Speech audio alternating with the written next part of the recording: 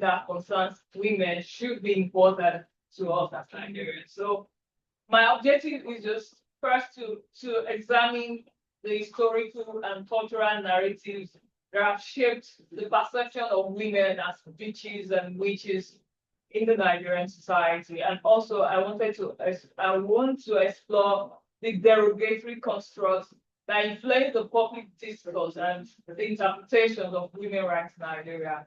And also to analyze the impact of societal labeling, gender stereotypes of women, to assess political and economic and sometimes social empowerment.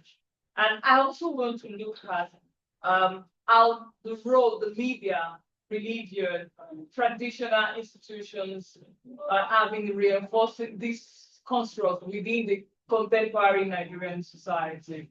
So my literature review looked into the construction of womanhood that is influenced by the blend of indigenous traditions, colonial legacies, religious doctrines, and post-colonial power dynamics, and also the role of women in history of African society in the area of commerce, politics, spiritual life, and other aspects of everyday lives.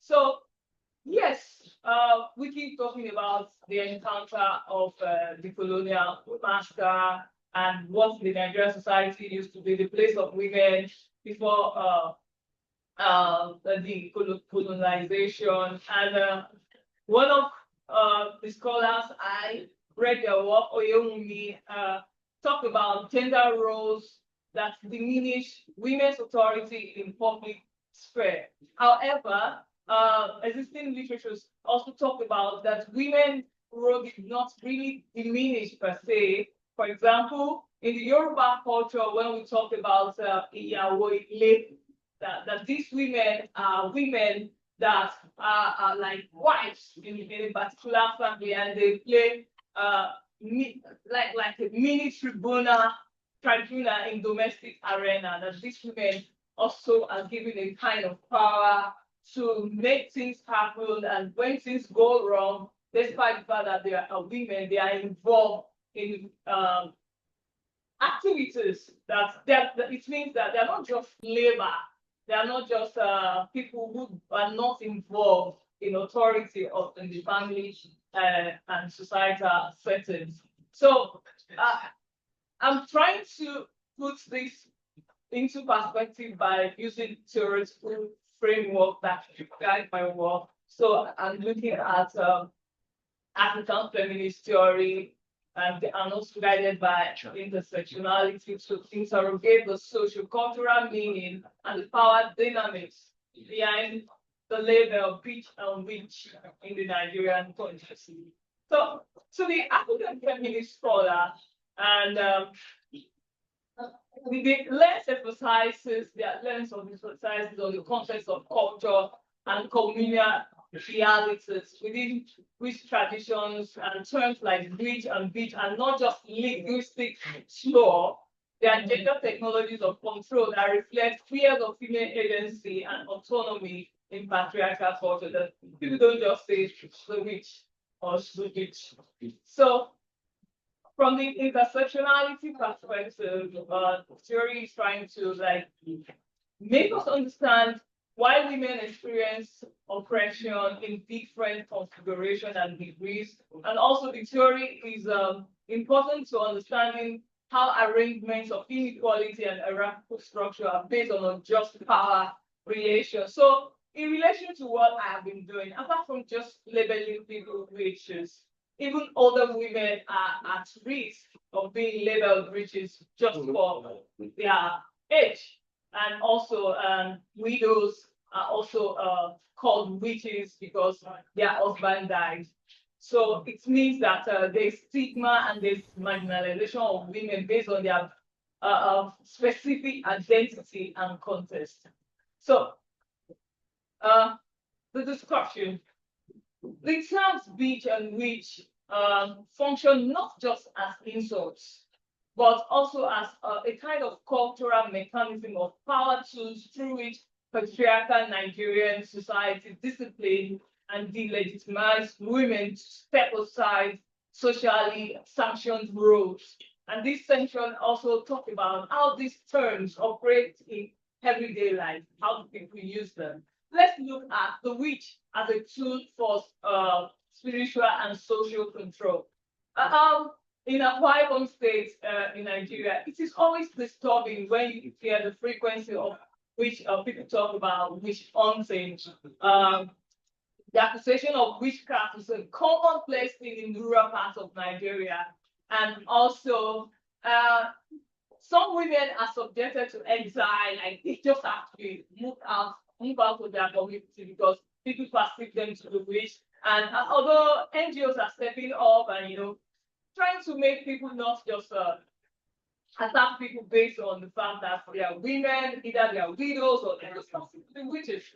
So the beach and politics, media, and urban spaces, who are these women that sometimes people refer to as bitches?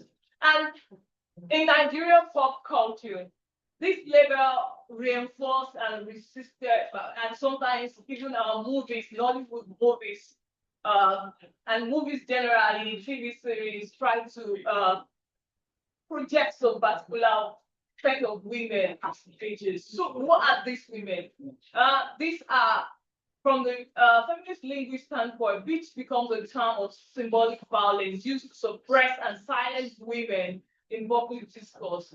And social media, people use that word, like somebody calling you a bitch. So there's a kind of reclamation. Like people feel like, okay, you called me a bitch, then let me be the bad bitch. So there's also resistance and reclamation and reframing that despite all the stigma that is associated with women who are actively challenging these narratives, some people choose to reclaim that derogatory term or that is highlighting violence and origin of activism and dismantling the narrative of patriarchy. That is, some women who were called bitches decide to say, okay, I'm the bad bitch, I'm going to kick your ass. So, but it started with the fact that it was used as a derogatory term to just talk about women who believe that they cannot be silenced and they don't want people to just keep them at the corner. They want to be at places where things happen. So the conclusion of my work is that the power of language in Nigeria through the lens of true cultural loaded terms, bitch and bitch, is something that is it's more than mere insults. People don't just call people witches just to insult them. It's just because it operates from a tool of patriarchy and like they use it as control to discipline, to make people keep quiet, women keep quiet, stay low, so that they are not called witch. For example, this is out of my work, but I just want to share a personal experience.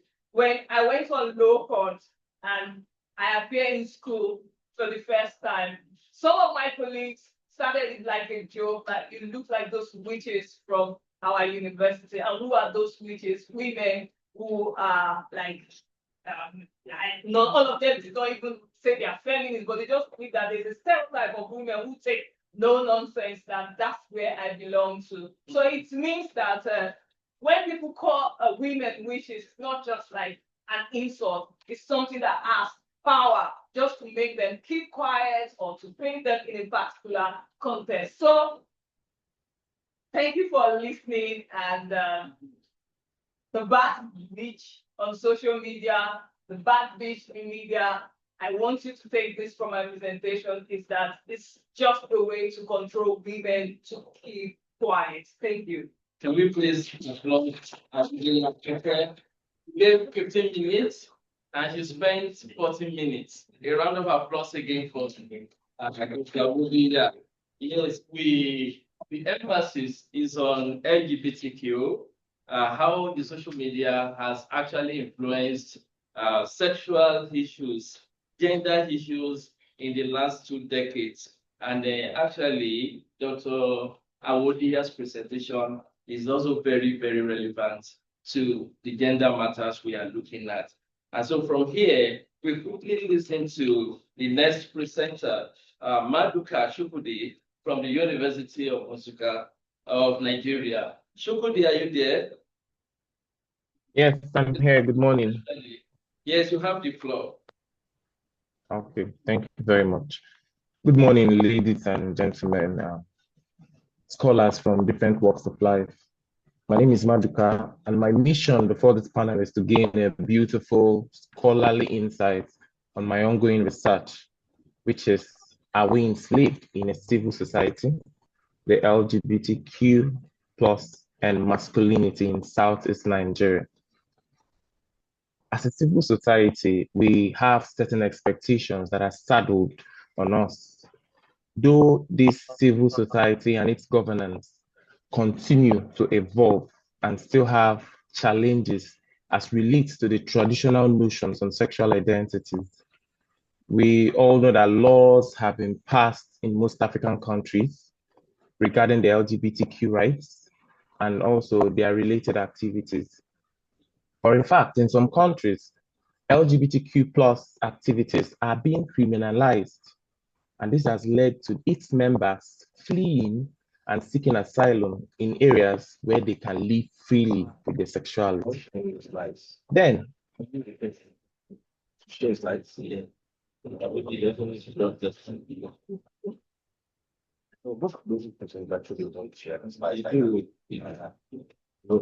Find out. You can share those slides. Shogudi, can you please share your slides? yeah, that's what I'm about to do. Right.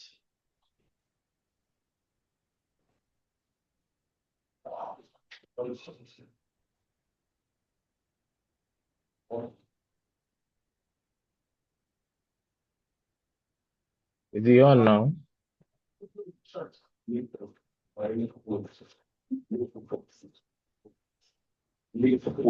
Hello? Hello, yes, please go ahead. Yeah, we can see your slides Is it now. shared? Go ahead. It is shared already. We can see Okay. it. So go ahead. Okay. So as a civil society, as I said earlier, we have certain expectations that are being saddled on us. And as I said, the civil society today is still evolving. And although we have challenges of the traditional notions on sexual identities, since the laws that have been passed recently and the LGBTQ activities being criminalized, that has led to these individuals fleeing and going to areas where they are welcomed, where these individuals are welcomed in the society. Now, when we look at the discrimination of these individuals, first,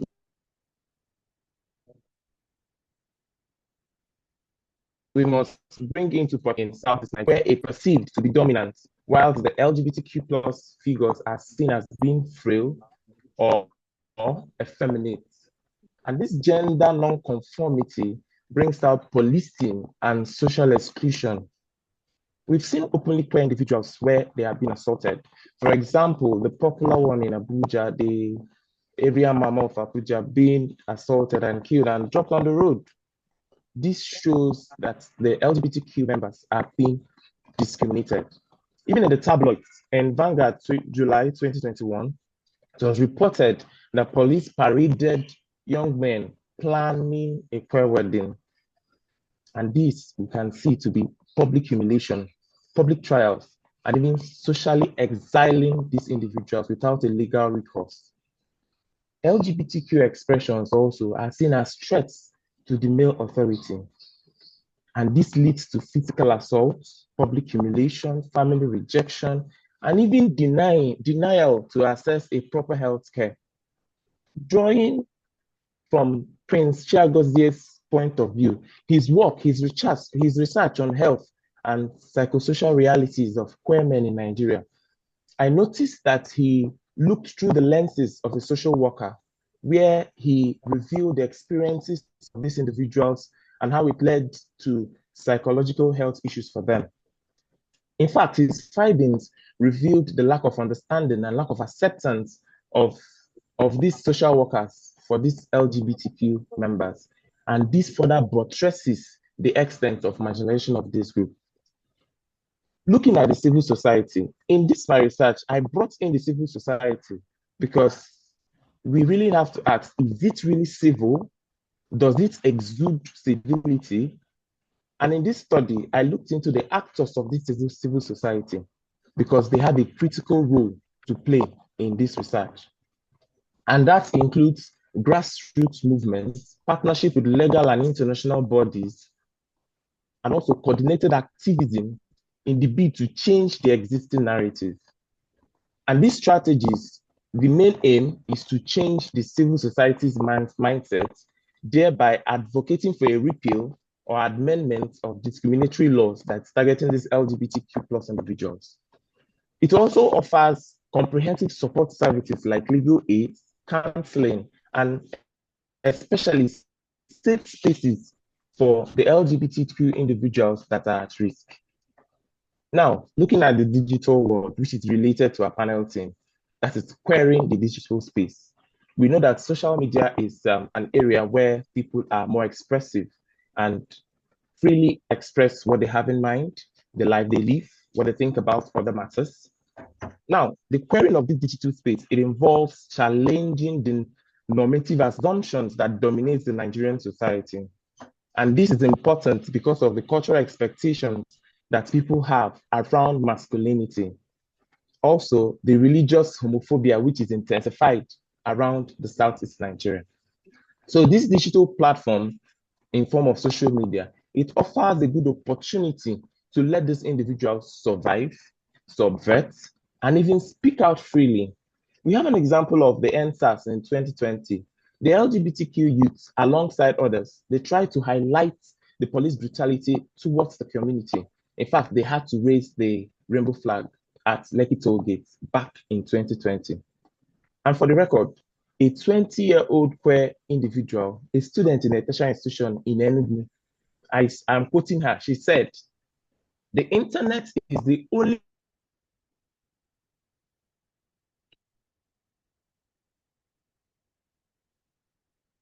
place I can be free. My family doesn't know who I am, or my online friends do, of this just finding out what they experience their everyday life." Then when we look at literatures in the past, first of all, we look at the methodology. I'm trying to use the mixed method approach, using interviews and semi-structured interviews, in-depth ones. Then the participants will be the LGBTQ individuals in Southeast Nigeria, and the main focus will be on their everyday life, their trauma, the resistance they show off to keep living, and how they use the digital space to keep living. Literatures that have been done in the past, researches that have been done on LGBTQ matters in Nigeria, especially of interest is the pre-colonial queer rules, where he mentioned of female husbands, and it showed the historical inclusion of non-binary identities in the Igbo society. Next is the institutional marginalization, where the heteronormative healthcare excludes these queer individuals. Finally, is the structural violence among gay and bisexual men. The interviews in that work revealed physical and psychological violence, which was meted out to these bisexual and gay men because of their openness. So all these have been carried out are related to the LGBTQ plus communities in Nigeria.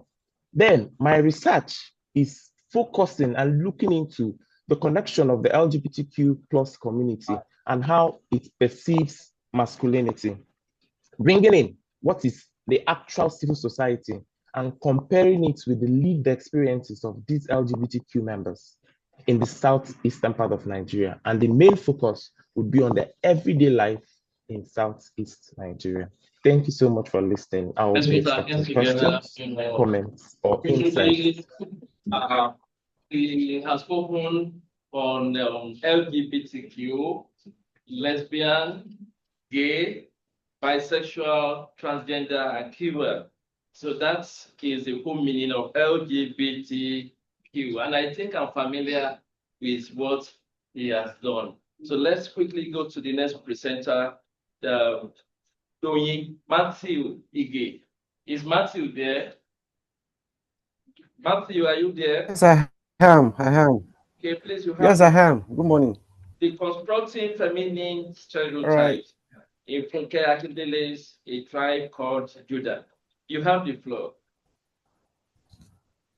All right. Good morning, everybody. My name is Matthew Ige from University of Medical Science in University of Medical Sciences in Ondo, Nigeria. Actually, I don't know where the mixed up actually came from. My first name is actually Matthew, while my surname is Ige. Please kindly take note of that. And I would like to also apologize in advance that my paper is not in slides, and it's because I've been moving up and down like that, and I just got to even know at this very particular moment. So I want to apologize. But in the meantime, I will still be sharing my screens in form of my Word document. So as I speak on, I would just like that you follow through my presentation. So once again, the title of my paper is Deconstructing Feminine Stereotypes in Funke Akindele's A Tribe Called Judah. And again, I also want to say that, okay, please, can you see my screen? Okay, let me just try to share the screen. Okay.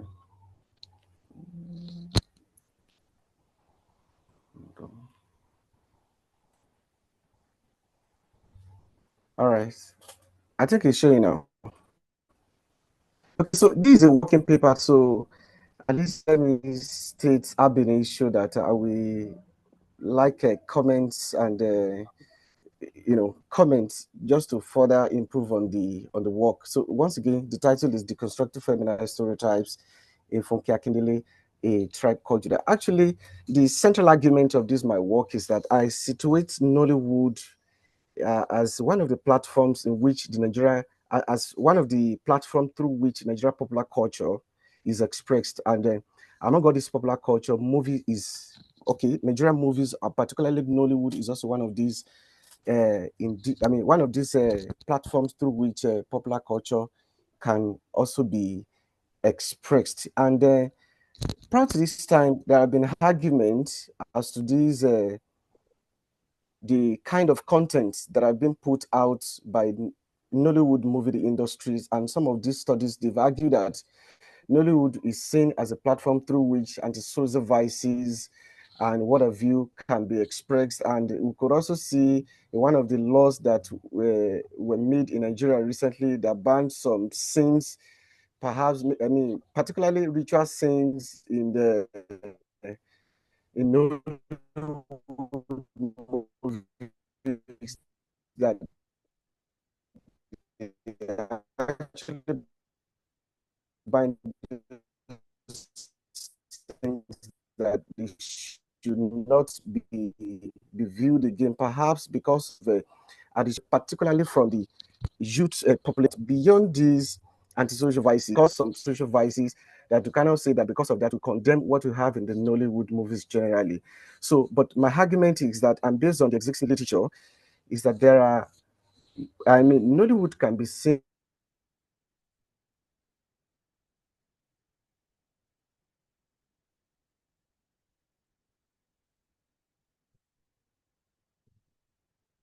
Are you with us? Dr. Ige, are you with us?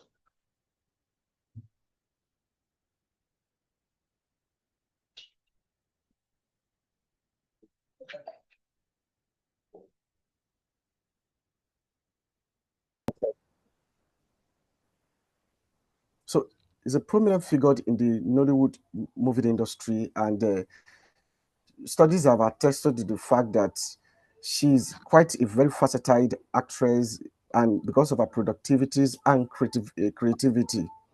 So, and some of the thematic issues that are often features in her work, they cut across gender construction stereotypes, particularly identity trauma, streetism, relevance, particularly these women navigate the experiences in the typical Nigerian urban life. So we see this particular movie, which is a called Grand, particular backdrop, which is actually influences the theme of this movie.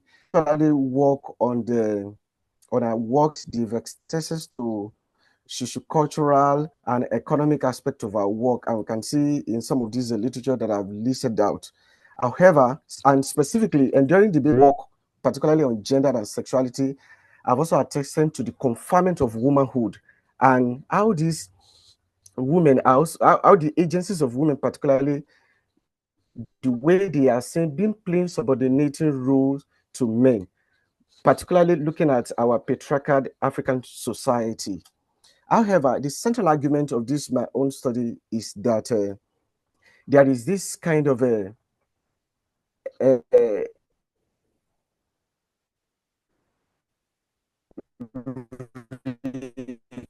constructing of women, particularly in terms of their sexhood. So actually, this my main focus on this, and in this particular study, is the aspect of a single motherhood. And the single motherhood, I see it as a feminist identity that asserts the potential locked out in African women, strengthening that beyond their subordinated role, that African women can be self-independent and also to assert their agency, particularly in challenging the normative constructions of their appendages being attached to a man, that they cannot really assume their self, they cannot really assume their self person like that without being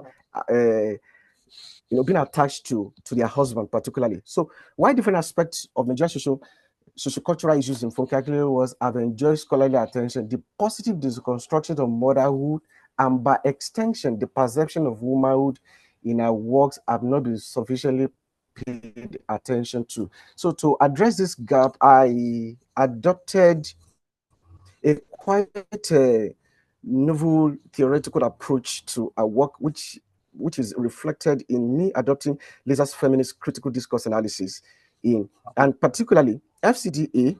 So X-Fault FCDA seeks to look at the positive construction of, FCDA generally. Let me just go to the theory. So FCDA is an analytical tool that stems from critical discourse analysis, but this time, and particularly most of the assumptions in the FCDA, they are also rooted in critical discourse analysis. Perhaps different approaches to this critical discourse analysis when you have issue of inequality, hegemony, power instrumentary, resistance, in which discourses are seen as a site where all these issues can be decoded and contexted. Having a new theoretical approach to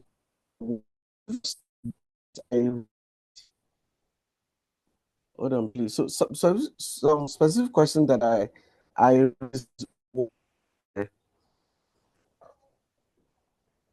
is that what are the linguistic? Okay, sorry, please. Okay, now what are the linguistic properties deployed in achieve possible discourse, and what is the social import of the constructions of womanhood in novel, and how the deconstructionist reading of the film influence the audience perceptions of the movie. Now there are different works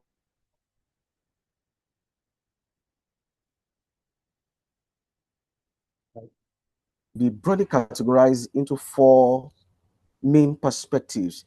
And the first one is that we have seen work being done from the cultural and identity perspective in terms of gender representation in Nollywood movies. And we have also seen effect and influence of media culture in relation to youth and violence. I think I mentioned that earlier. And lastly, Nollywood and how they are perceived at the global level. So basically, let me just go on to my findings. I found that there are three main discursive practices in a movie in which she uses to project and to deconstruct the enduring feminine stereotypes in the country that has hitherto seen women as being subordinated, being weak, and being appendages, to men. So the first one is the concept of motherhood in the movie. Maybe I should perhaps give a kind of a little background to this particular movie And the movie A Tribe Called Judah 2023, which was made by Funke Akindele, centers around the movie centers around family life and family struggle, where we see the principal character in the movie, Funke Akindele herself, being portrayed as Jedida in the movie, that she has 5 male children, fathered by 5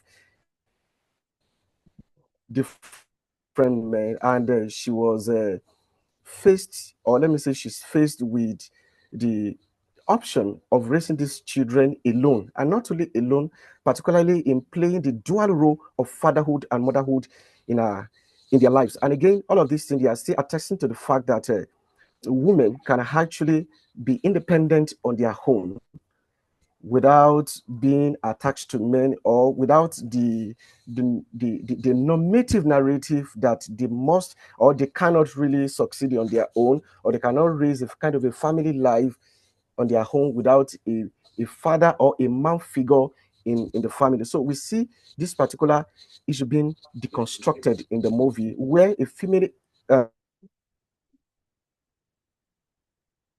female agency put forward, or is been asserted as a kind of a very strong and assertive figure in the African patriarchal society. So I have three in my results and discussions. I have 3 discursive practices that,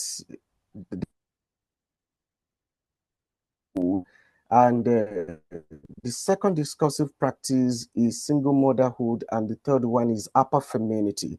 So the first aspect is that, and specifically, in my methodology, I pay attention to feminine characterization in the movie, and how linguistic framing contributes to this feminine characterization, particularly with a view to projecting women in a kind of a deviative manner to which they have been erstwhile or interto constructed in the Nigerian patriarchal society. So the first aspect is the motherhood in the movie. So, like I said earlier, there are specific scenes in the movie that attest to this particular discursive practice, where we see the essence of motherhood, and particularly the maternal instinct of female generally, or women gender, being portrayed in the movie. And we see it that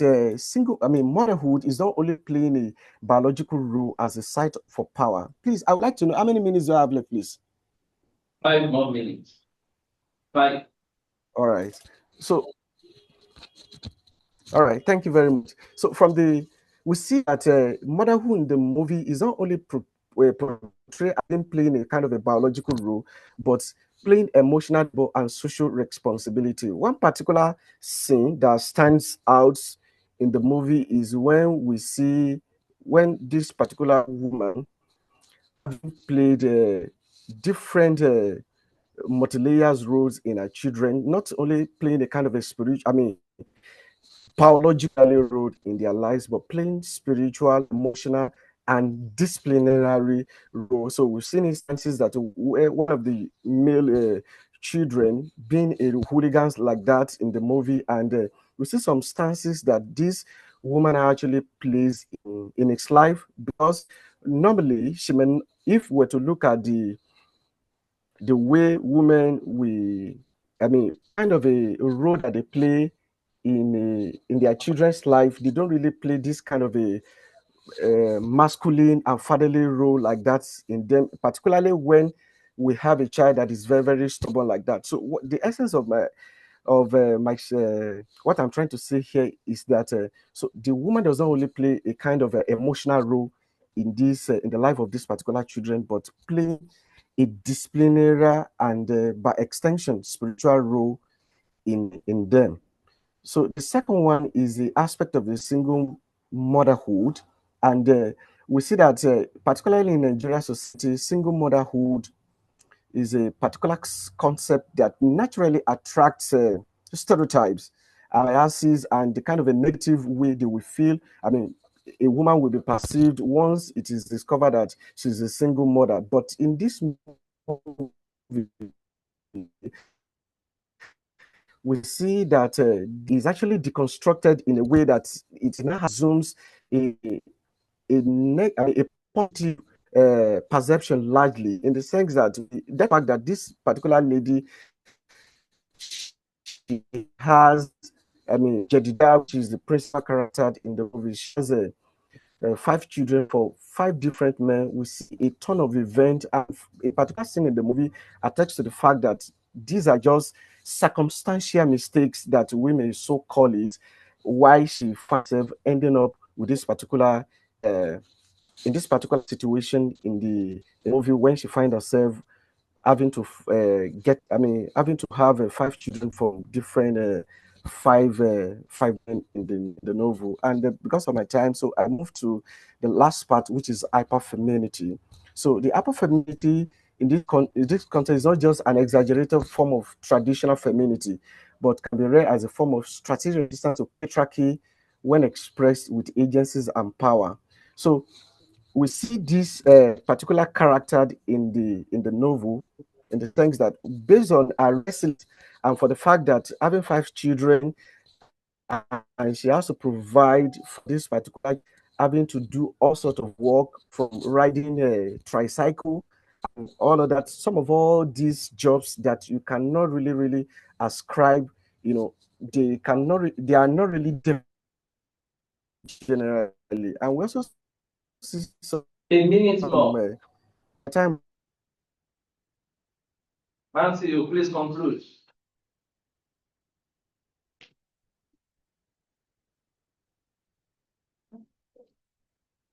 Up.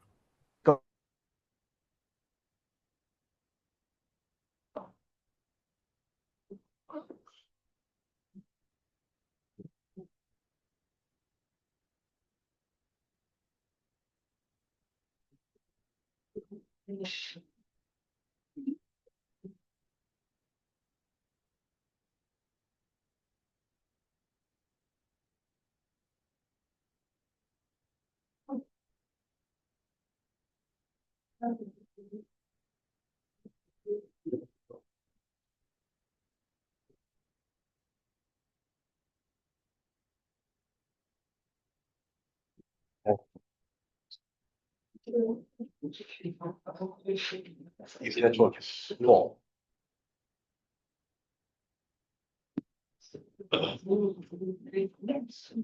Can we please applaud Dr. Matthew? Mentioned his PhD thesis from the prestigious University of Ibadan 2 days ago. So he's the latest in the universe. Let's put our hands together. So as earlier established, we'll take all the presentations first. Take it back. Then we'll react together. Dr. Ige, please conclude. Yes, sir. I'm back. Conclude, please. Okay, I've already concluded, please. You can go ahead. Okay, that's good. The last presenter is Dr. Abiodun Olobisao, Elizade University, Nigeria. Let's put our hands together.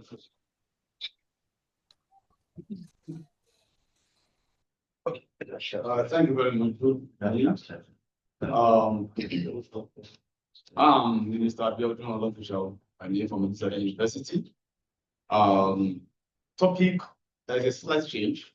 The topic in our program, and one I'm presenting here. In the program, we have there, Are You Raping Me? Sponsor Abuse in Contemporary African Homes. The slight change is actually a little background. The work is a research, ongoing research. So I think that we'll pull out this aspect for this conference. And so it's not about spousal abuse as we have in the program, because spousal abuse covers a lot of different aspects.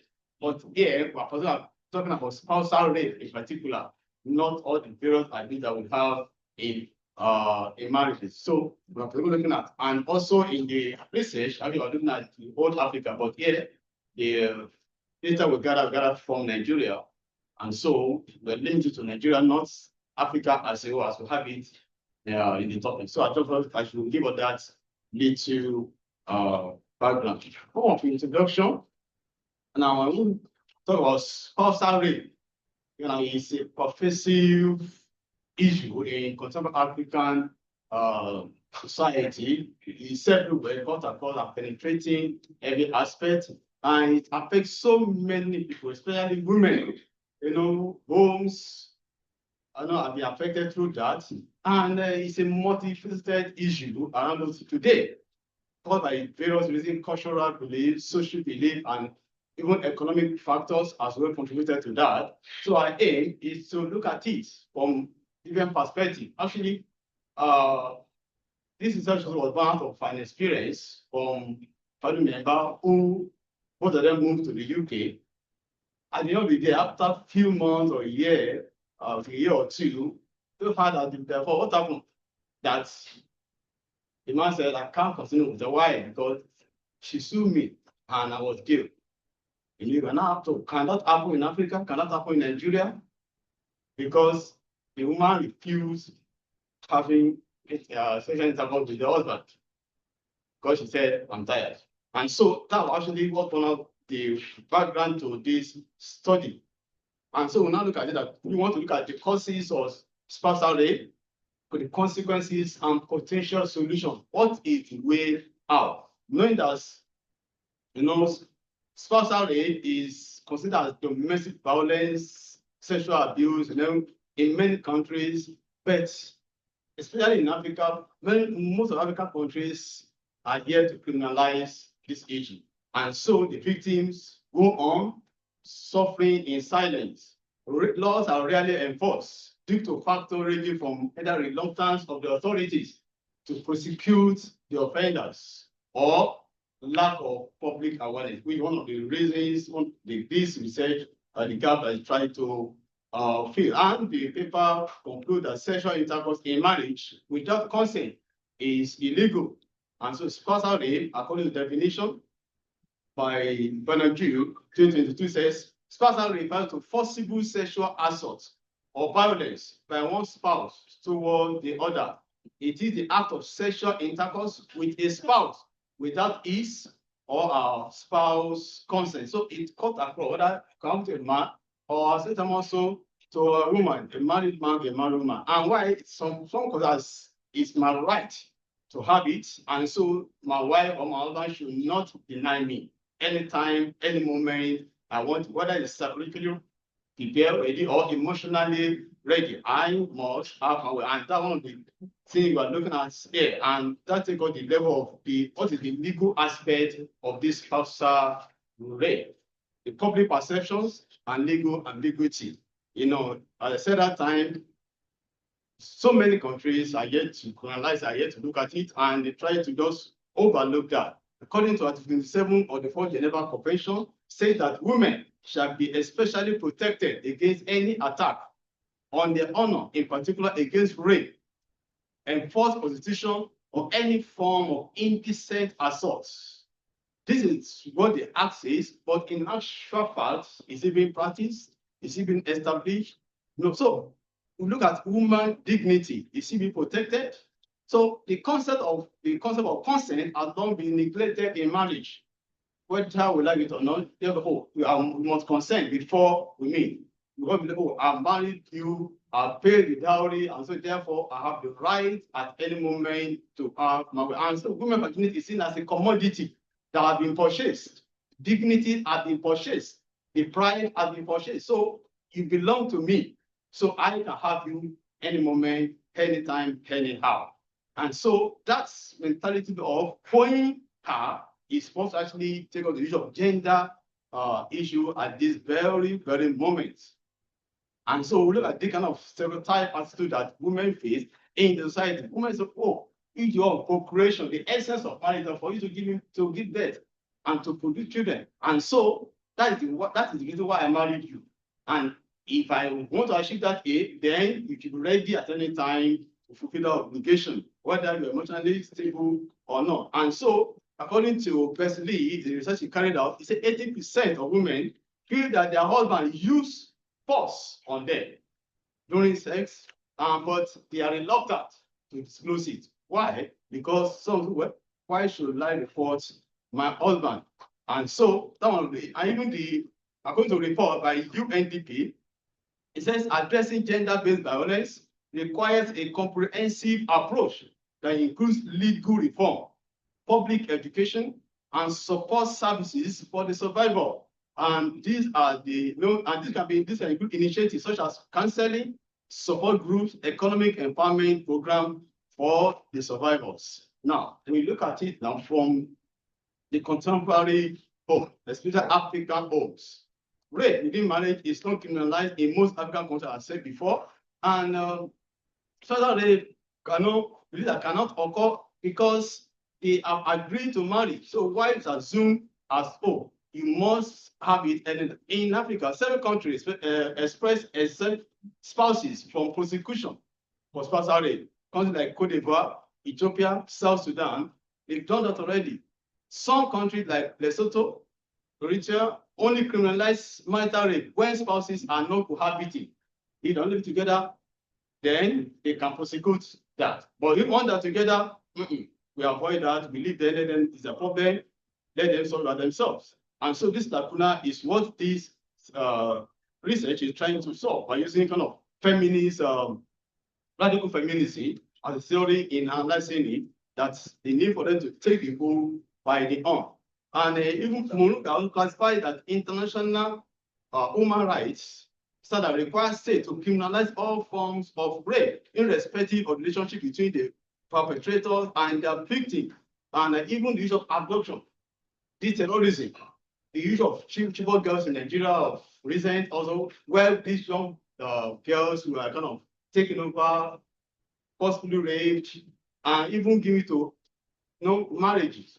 And a lot of things, that are kind of psychological effect and trauma that such have on these children. So the issue of consent is very, very paramount. And so even especially in Kenya, for instance, Kenya law failed to prohibit rape within marriage. And the only legal protection for Kenyan women in case of domestic violence is the general law on assault. And this law is inadequate for protecting women from sexual rape because it requires witness or evidence of the physical struggle. And so if you want to prosecute it, then you must bring evidence that your husband forced you into sexual intercourse, and which evidence you don't provide in the bedroom, in the law court. So they decided to just keep quiet. And that's what the women, the Kenyan women, continue to suffer in silence as according to research carried out here. And so this is kind of thing that there's a particular act which excluded protection for married women from sexual violence within the relationship. So according to section 43 or 25 of the Sexual Offense Act, it is not an offense to coerce someone into sexual act by using force or threat of harm if you are legally married to that person. So if you're legally married, then to them, that access you are exempted from that kind of prosecution. But if you are not legally married, then you can prosecute you. That's according to the African Population and Health Research Center carried out in Kenya. And also even in Nigeria, where the Nigeria Violence Act Against Person Prohibition Act, which came in 2015, it prohibits the act of spousal rape, according to Ogunwale 2023. It shows that most forced sexual intercourse in the hands of their husband. Unfortunately, many survivors of this sexual rape, they are unlikely to expose, and if they try to speak out, the law, the society, the culture will not allow them to speak up. And therefore, they say, oh, you want to see your husband or what? And so that's kind of thing that, now then you arrest spousal rape, address spousal rape in the society. I said the UNDP said that, look, we must address it because it's quite a comprehensive approach in addressing spousal rape in the society. It's quite legal reforms, public opinion should be, an awareness should be created. And also the people should be empowered, knowing that they are protected if they should speak out. And it's also in promoting healthy relationship by criminalizing those who are involved in such act. And for the purpose of this conference, we carried out a few, a research, study for the user of Facebook, TikTok, Instagram, and Facebook. So we sent out the Google form to those different digital media space, and for about 2 or 3 days, I did that. And from different aspects of Nigeria, it shows they said within those 2 days, I got about 68 responses who responded And we have just at our time, I'm going to display the graphic display of the research. I just try to summarize it. We may not be that clear. It's on that link, but I'm going to display the responses. About 33 male and 35 female responded. And do you believe in spousal rape? Yes, we have data panel people who believe, oh, there is spousal rape. About 55% believe there's spousal rape. 38.7 said there's nothing like that. Once you are married, you are married. And so then also believe, oh, is it equivalent to rape? Spousal rape, is it equivalent to rape? Even graffiti? Says no. Spousal rape is different. Rape itself, that's another crime on its own. And so rape can be punished. Spousal rape should be excluded. And so part of the question also is, should non-consensual sex be permitted among couples? Non-consensual sex, should it be permitted among couples? Or you should answer say, oh, yes, should be permitted. Why do you say no, it should not be permitted? Now, that's, because of time, we look at it, there's so many questions that we try to find out from then who should handle such situational cases of if it's reported, is it the church, is it the family, is it the couple? We have said that should handle such case, and then the issue of, oh, is it rightfully wrong to have spousal rape? That is, oh, we know that this thing is wrong. Should we continue? We just say, oh, yeah, we know it is wrong, but it can continue. Why? Because some women also, they don't have the, when the husband is ready, they are not, oh, I've been working since morning, I see the husband also that is sleeping. Oh, I've gone to work, I've been caring for the children and this and that. And so they deny the women. So because of what someone said, because of that issue, I just have to have my way, whether she likes it or not. And so we have different views. You cannot just forget them now. Different comments from different quarters who are just on their own when they say their responses. And so we have that. And I will try to summarize and go to my findings and conclude. From what we have seen so far, from analysis we carried out, then we could see from the data presented above that about 55.9 respondents believe in spousal rape, while 38 do not. Yet, majority of people who believe in spousal rape as well do not believe that spousal rape is equal to ordinary rape. They believe that spousal rape should be, courts, law should undo it, but it should not criminalize it. So if law should handle it, majority say law should handle it, but if law will handle it without punishment attached to it, then what is law going to advocate? And so they do not see rape as rape, and that's why the practice continues and the victims suffer in silence. Data shows that majority believe that spousal rape should not be criminalized in Africa. That is, you can say, but when people responded one-on-one that they are living home, majority believe that should not be criminalized in Africa. Law court will handle imported cases, but should not criminalize it. The question then, as I conclude, is what is the fate of the victims? So number one. Number two, can you allow your spouse, your husband, your wife to be jailed and you're going to manage the home alone while he's in jail? Last question, if you're a victim, you speak out. Thank you for listening. The question that is lingering is the fact that could there be, practically speaking, spousal rape or marital rape in legal union? And I think our professors, mothers are here to do justice to this. Is there any punishment in our constitution for this? Does religion play any role when it comes to spousal rape? So we will do justice to this. Over to the audience. But may I appeal passionately to us that we should please maintain professional conduct. LSA has been known for this. Some of our presenters are non-academic professionals, and they are presenting for the very first time. Let us please encourage them to make their papers publishable. Let's come up with constructive criticism. Thank you. So let's have our comments, contributions, and reactions.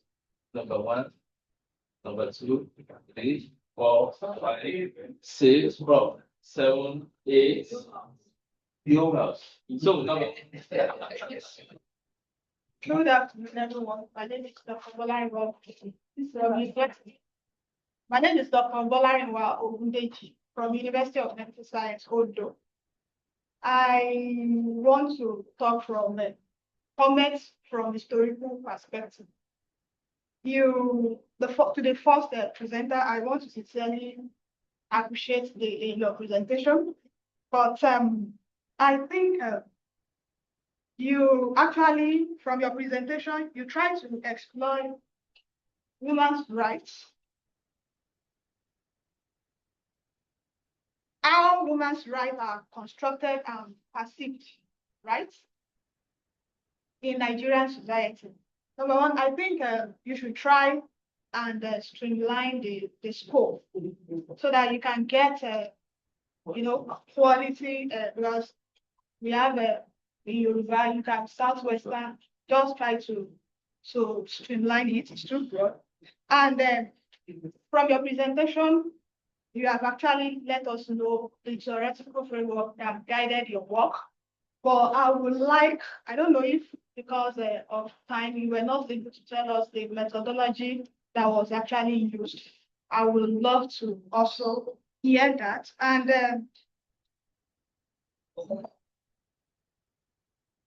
okay, I will also want you to help me to shed more light on how Nigerian women navigate the challenges, navigate and challenge. You have actually told us it's not a new thing. We all know that we have been the problem is on ground actually. So how do you think Nigerian women navigate and challenge these social constructions to advocate for their rights? Is it that women have not been saying anything regards that? I would like you to shed more light on it. To the second presenter, I think in fact, it was your presentation that I saw that brought me here to the section. And you really consider the legal factor deeply and the social factor. I think the cultural factor, the cultural aspect of it was not, yes. The cultural aspect, I mean, the last presenter, the cultural aspect of it was not really dealt with. And I think also your scope too is too broad. When we are talking about Nigeria, we have different culture, different, maybe you can a bit streamline. Thank you, Ma. Next, number 2. Thank you, everybody. My name is Ajayi Adeola from the University of Lagos Department of Social. So I have 2 questions for the first presenter. I want you to identify the cultural and the traditional beliefs, how they shape the perspective of people about women. Okay, we know that there are witches and bitches. Just identify few thoughts to how this cultural and beliefs shaping this perspective. Also, I want you to give us few, or you can use it to make your paper robust, the initiative that can be taken, to promote women's rights. Okay, we know that this issue are on ground. Okay, so are there initiatives, are there probably NGOs that look after these issues that put on ground, to guide women and challenge stereotypes? For the last presenter, I also have a question for you. Now, in as much as non-consensual sex is a problem, we've identified it. Is there a sustainable solution? Because you're about to say, meaning we cannot come back from the court case and become friends. So and be friends and remain friends. So is there a sustainable solution to this issue? So those are my questions. Next. All right. Thank you so much. I think I have a question for. From we speak last, Professor. I have a question for the last presenter on spousal abuse. And the question is, from your survey, it appears obvious that we have divergence of perspectives or opinions from the sampled respondent as to the uh, the variance in the legal frameworks criminalizing, spousal rape. Okay, and again, from the secondary sources you have surveyed or you have x-rayed, it's also obvious that different African societies have put up different frameworks, legal frameworks now. Some not really criminalizing it, others criminalizing it. So what do you think accounts for these variations in legal frameworks in terms of the criminalization of spousal rape?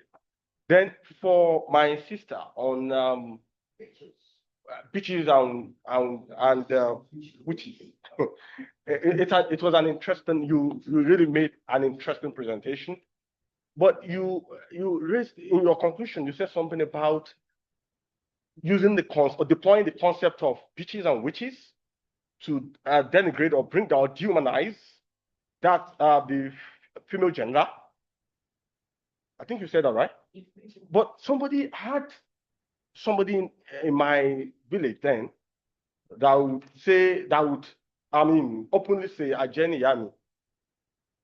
And the mother would say Ajeni Mio. Can you interpret? Okay, that somebody would say that my mother is a witch. And the mother will also lend voice to that assertion that yes, I'm a witch. So, in that context, would you say it is the woman is dehumanizing herself, or would you say the child? And there isn't no, in this context, we're not talking about conflict. There's no conflict between the child and the mother. But so, how would you place this side by side with your conclusion? Thank you. Next, number 4. Can we please allow Prof? Prof, can you make your comment? Yes. I want to thank everybody for their presentation. These are such interesting issues. And I remember the marital rape presentation or a similar one from last year. It's just great to have these conversations continue to develop. One thing that I thought was connecting the dots between these different presentations wasn't necessarily queerness, if we understand that as LGBTQ issues, but it was about sexual autonomy. So whether it's a woman's right to kind of step into her own power, or it's about a woman's right to refuse her husband in marriage, these are questions not necessarily about who people are having sex with, but how they control their bodies. And I think it's interesting then to connect that with queerness, because we do understand queering as a verb to be challenging the conventional institutions of sexuality, of gender roles, of other things. So as scholars, I think that's a very well-established movement. The queering things is to be challenging social norms more generally. And I'm interested about how you think that's playing out in these conversations. Do you think it's useful analytically or also strategically in activism and in social spaces to be making these connections? What does it mean to you to be presenting these papers in the context of queerness or queering? In part because I do think, for example, that a woman's sexual pleasure is a queer concept in Nigeria insofar as it's not normally recognized. That a woman wouldn't even want to have sex is not really the standard understanding of a woman's sexuality. So there's already something challenging, just expecting that not only she should be allowed to give consent, but that consent is meaningful, that exists. So I would like to just in a general way invite comments about sexual autonomy and queering as both an analytical move and a strategic one as we consider how these many important topics are.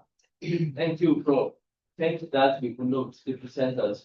So let's have the next guest. Yes, part of my feedback to Maduka ties into what Prof said. I recognize that what he's doing is working. Sorry, Maduka, are you still with us? Maduka. Yes, I'm still with you. Right. So, still talking about rights. While he was speaking, I wrote down, how do you draw the line between national laws and the person's individual or LGBTQ rights? And she said something about the woman's rights here. So let's leave the culture now, the social cultural context, but even the national laws, where do we draw the line, for the individual? Because that's where the problem lies. That's why people can do what they are doing to the LGBTQ person. And for the first lady, Beaches and Witches, interesting caption. I loved it. But I'm thinking if I were doing that or I'm proposing a positivist, pragmatic approach to presenting that matter.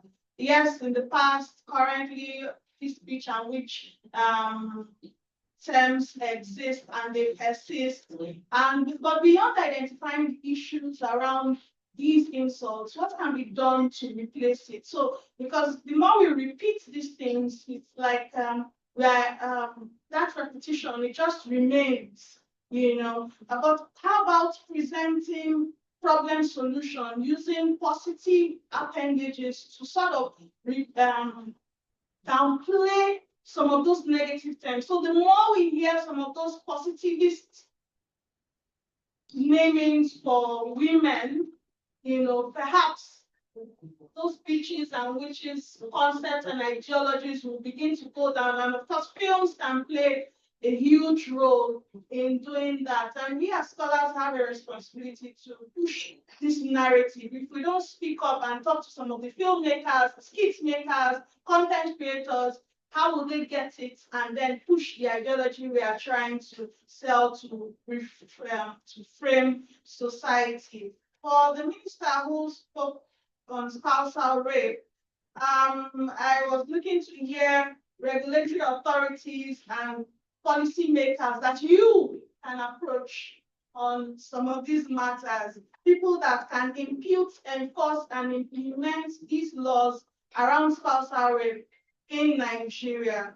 And also beyond bringing support to survivors, enlightenment can be done via the SPVO, other social institutions, churches, mosques, schools, to people who are not married yet. Teach the males, teach the females. I know that our religion and social cultural framework influence how we act in families. But if we start correcting some of those things before people get into the institution of marriage, perhaps there might be hope for the future. Thank you. That is really, really indeed. Next. All right, thank you very much. My name is Rajnan. I'm going from Kwara State University. And my question goes to the last presenter. Sir, I would like to know from your finding, from your research, were you able to find a place where spousal rape is criminalized against the men? In other words, where we have seen men reporting their wives being raped. Do we have anything of such? Then the second part of that, is it possible we discuss this outside of our religion, bearing in mind the strategic position religion plays in our lives?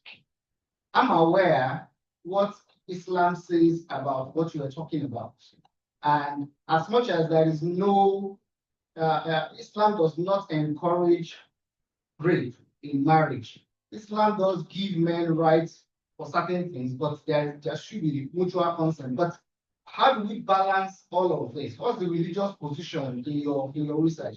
And as a rider to that, is that those that participated in this study, was there any of them who perhaps was married to a man with more than one wife? Thank you. That was great. Yes. Thank you, sir. My name is from Manchester University.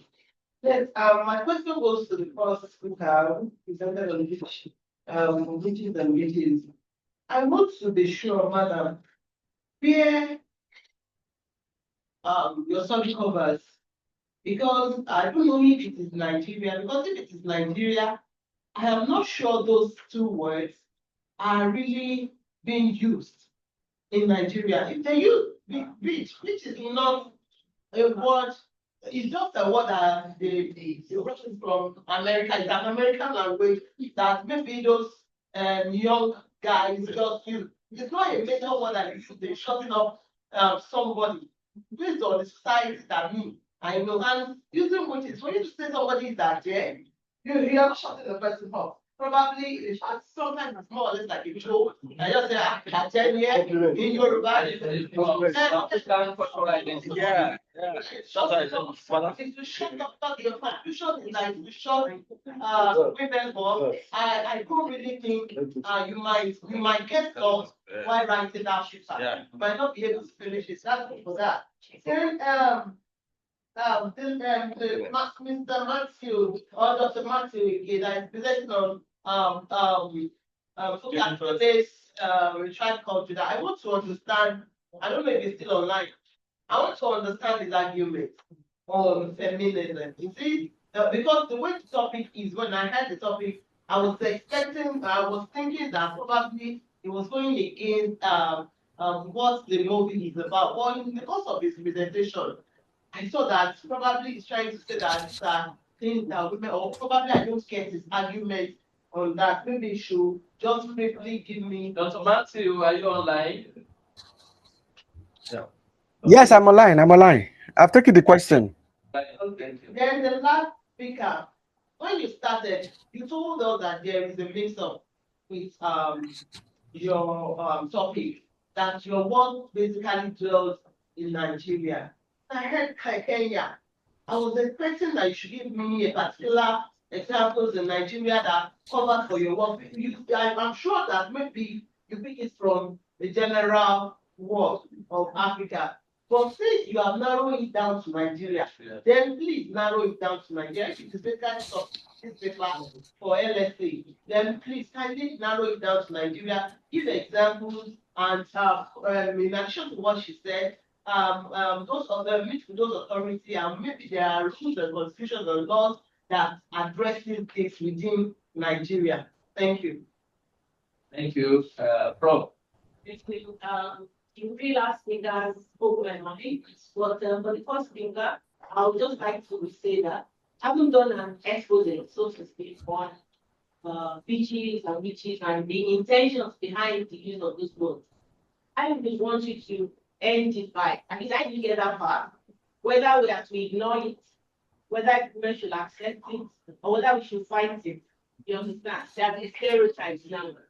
You need to really know what the paper was is trying to put across, so that I just showed you. And for the last speaker, I want to look at it from the social, cultural, and religious perspective.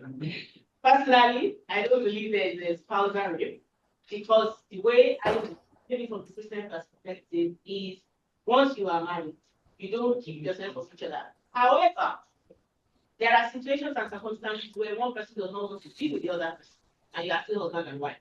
So the question is, at what point does it become a rape? That's from my perspective. And the reason why most women would deny, most men don't deny their wives, most, unless there's another woman somewhere.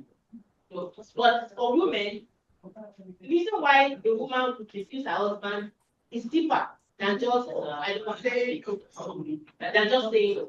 So I would say that in a mature relationship, sorry, I'm talking about Africa. You understand it? Yeah, there are deeper reasons which I would expect a mature couple to look into. It's not enough to just take your husband to court that he raped you. What caused the rape? There have been issues before, and it's not issues that should really be discussed.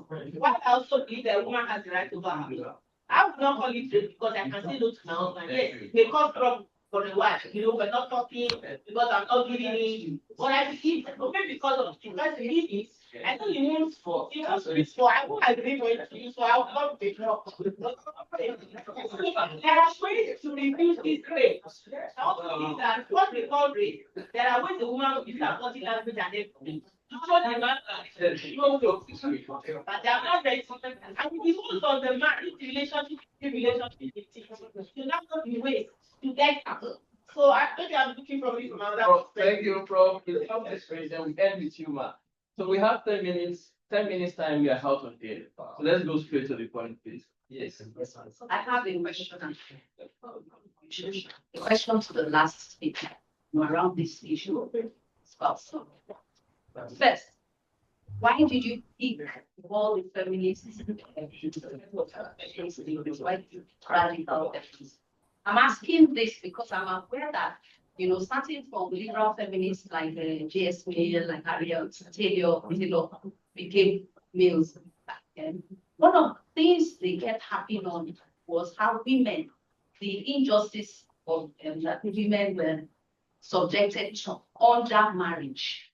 That women were treated as chattel, as property, and so the man exercised rights.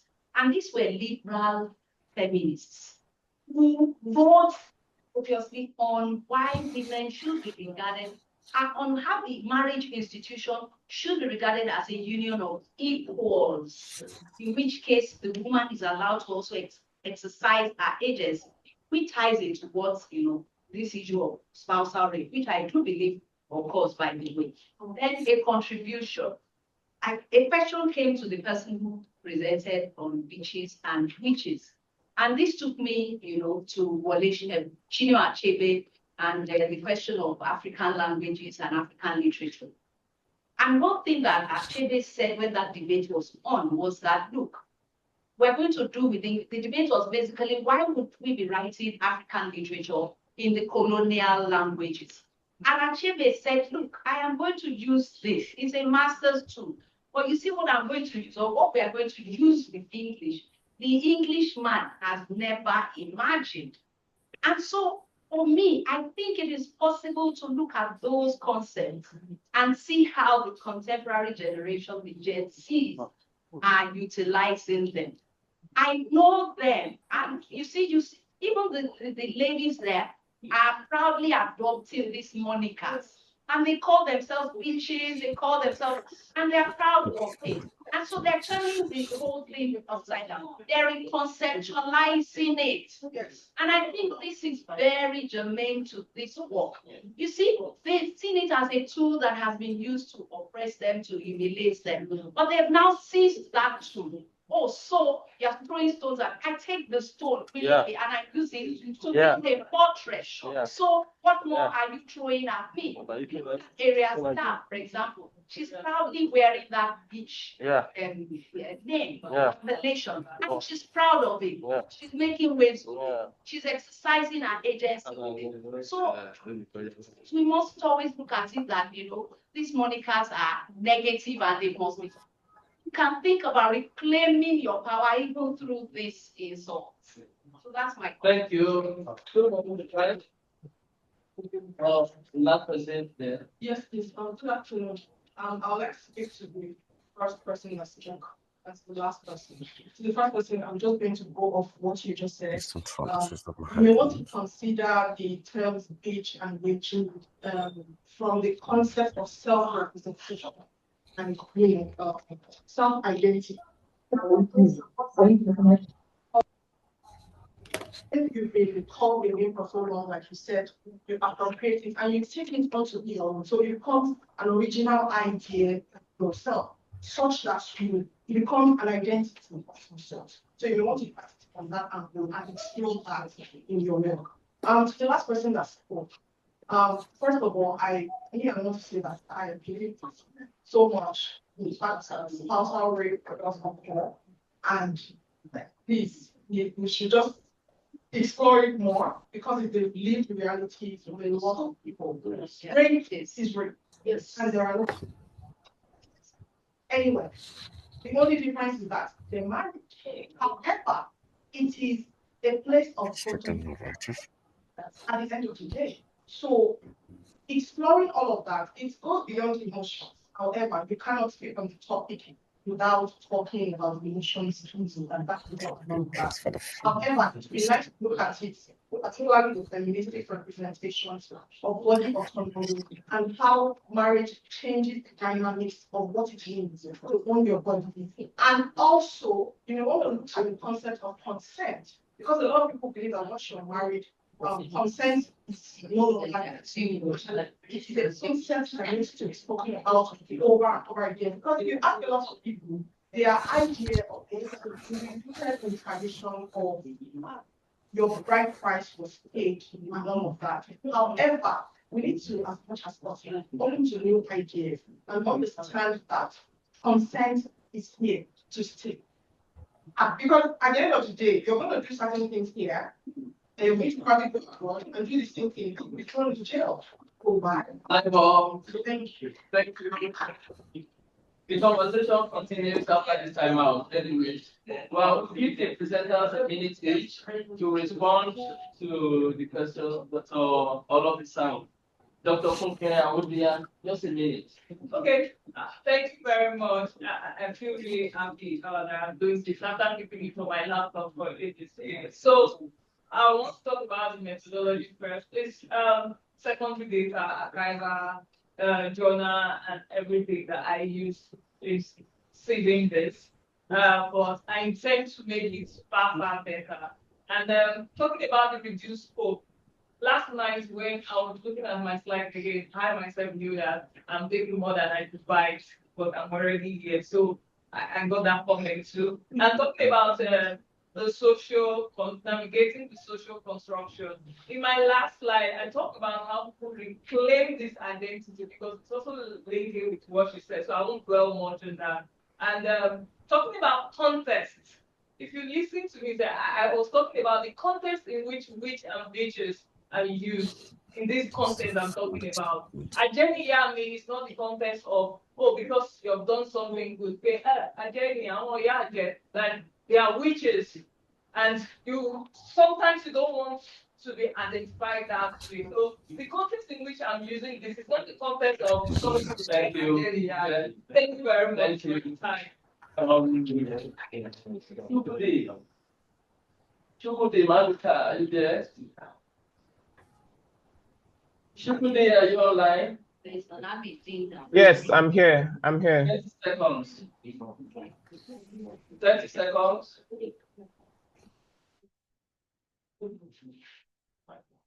Matthew Ige. Dr. Matthew. Comments I got. Yes. Hello? Yes, doctor, please. Dr. Matthew, can you respond in 30 seconds, please? All right. Okay. Like I said earlier, the centrality of my arguments is that the whole work. Thank you, Dr. Matthew. Dr. How Fokatili tries to deconstruct the textual.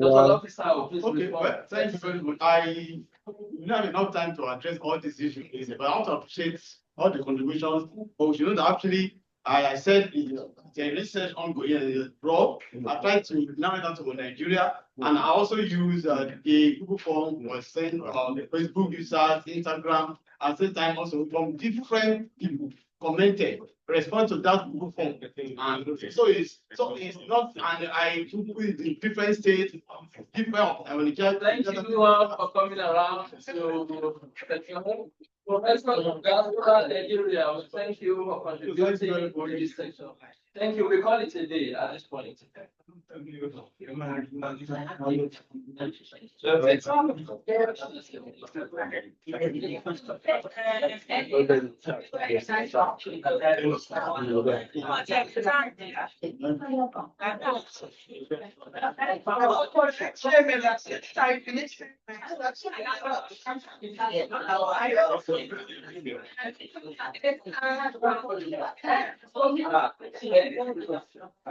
Yeah.